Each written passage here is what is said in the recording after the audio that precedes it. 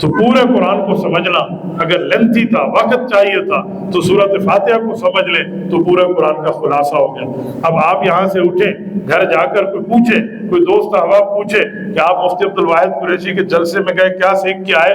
تو آپ یہ کہہ سکے کہ ہم سورۃ فاتحہ سمیت پورے قرآن کا خلاصہ سیکھ کے، پورے قرآن میں کیا ہم یہ سیکھ کے۔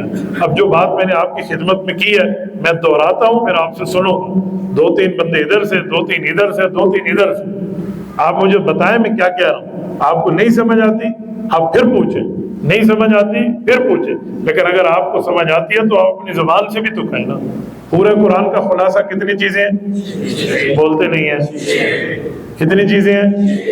پہلی توحید یاد رکھ لیں، دوسرے نمبر پہ رسالت، تیسرے نمبر پہ قیامت، چوتھے نمبر پہ احکام، پانچویں نمبر پہ ماننے والے، چھٹے نمبر پہ نہ ماننے والے۔ میں پھر دوہراتا ہوں، I repeat again تاکہ آپ کے دماغ میں اترے۔